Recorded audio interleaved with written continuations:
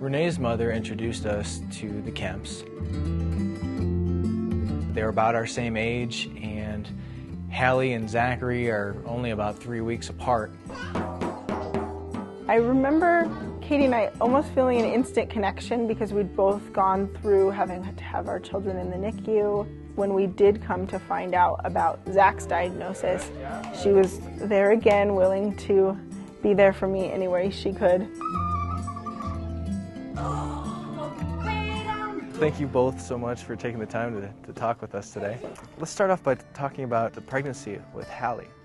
I was probably 37 weeks when I had an ultrasound showing that I had low amniotic fluid, so they couldn't really tell us anything more from there as she was in the womb until after she was born. Then she was 2 days old, she had an MRI, and then that's when we knew that she had septo-optic dysplasia. With the SOD, she has to take a daily thyroid replacement hormone and then a growth hormone injection 6 days a week. She does have some sensory issues that might go along with it, but the vision piece is really her main issue. Basically, the 20% of acne makes her legally blind. So she does have a little bit of light perception. She doesn't have very much functional vision at all.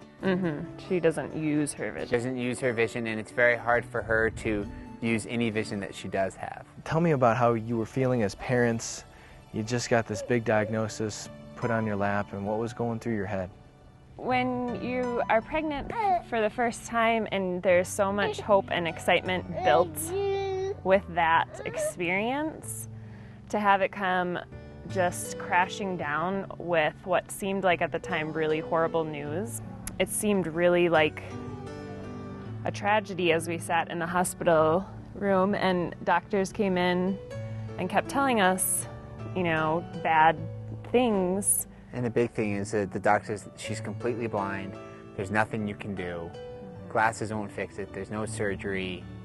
You're just hopeless. Now be okay with it. Go on and live your life. Both of you as parents just went full force in getting Hallie the therapy and working with her. Tell me about that process and about the Anchor Center too that you mentioned. We were extremely lucky for one, to find out Hallie's condition right away. Second, we were really lucky, probably I think 6 weeks, we found out about the Anchor Center. And so she's been going there ever since, 2 or 3 days a week. And it's an Anchor Center school for the blind children. That's been an amazing resource for us because I think we probably would have been really lost without that. What about music therapy? That's been a big part of her life too. We have a music therapist that comes once a week, and when I first heard about music therapy I thought it was just like learning instruments and that, but she got her to walk with instruments in her hands, not holding onto someone else but just walking. Walk around and step on a drum. A lot of function comes out of the music. I think since 3 years ago, I feel like we have come such a long ways and we're just excited about Hallie's future, where when we were faced with it uneducated, we were scared. In 3 years, what has she taught you? It's pretty simple, but there's so much to be happy about. Just the complete and utter joy that she has. I mean, that just a little thing can make her go into, like we call them giggle fits, and then you kind of gain perspective that, oh, the fact that I have to drive home in traffic may not be too big of a deal.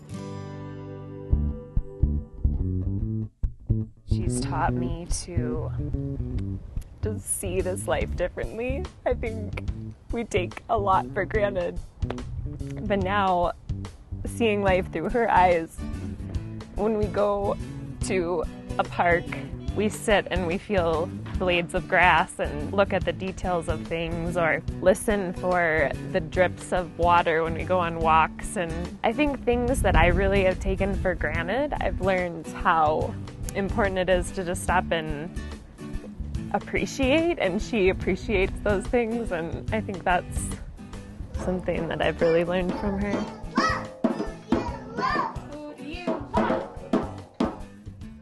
We're the Kemps, and we're an exceptional family. Thanks for watching the Kemp Family Story Part 1.